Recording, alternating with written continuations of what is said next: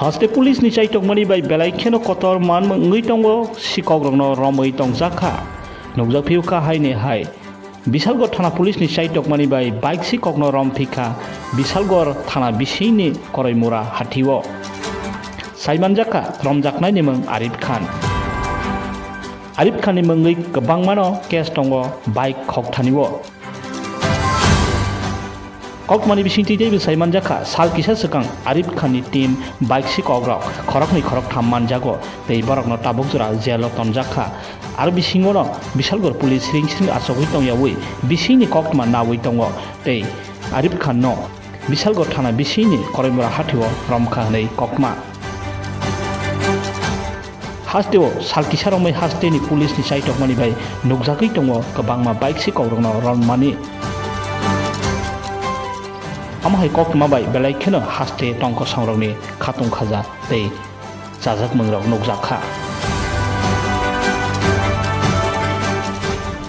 Arif Miah নামে একজনকে আমরা অ্যারেস্ট করেছি আসলে এই কেসটা হয়েছিল 16/3/2023 আমাদের বিশালগড় নিউ মার্কেট থেকে একটা পালসার বাইক চুরি হয়েছিল তো হওয়ার পরে এই কেসটা আমরা রেজিস্টার করেছি রেজিস্টার করার পরে আমাদের থানার অফিসার এবং অন্যান্য স্টাফ মিলে এই বাইকটাকে অনেক খোঁজাখুঁজি করেছে আমরা বিএসএফকে খবর দিয়েছি পাশাপাশি সব থানায় আমরা ইনফরমেশন দিয়েছি এবং অ্যাকর্ডিংলি সব থানায় নাকাচুরি শুরু করেছে তো আমাদের থানার অফিসার এবং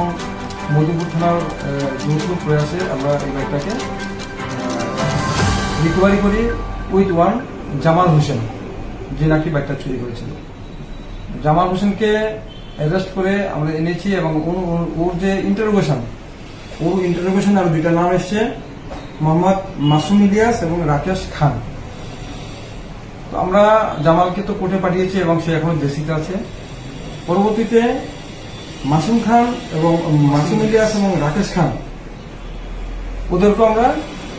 অ্যারেস্ট করেছি এবং অন্য থানার চুরি যাওয়া একটা বাইক আমরা উদ্ধার করেছি আমাদের বাইপাস থেকে পরবর্তী সময়ে রাকেশ খান ইন্টারোগেশন করার পরে রাকেশ খানকে এবং মাসুম ইলিয়াসকে ইন্টারোগেশন করার পরে সুজিত মুতক নামে আর একটা নাম এসছে সঙ্গে আরিফ মিয়া যে নাকি বাড়ি রঘুনাথপুর তারপরে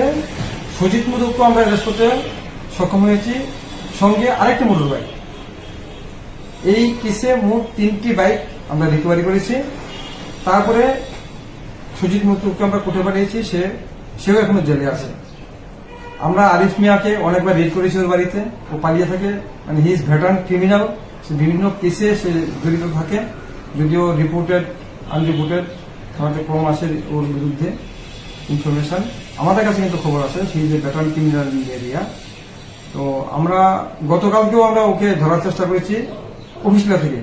সামা সে পালিয়ে গেছে ধরতে পারেনি আমাদের আজকে সোর্স ইনফরমেশন এবং আমাদের যে কেসের আয়ু মৃদুল মজুমদার সঞ্জন মজুমদার ওনারা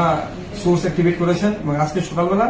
ওনাদের কাছে খবর আসে যে ও করিমগড় এরিয়াতে ঘোরাফেরা করছে অ্যাকর্ডিংলি ওনারা গেছেন এবং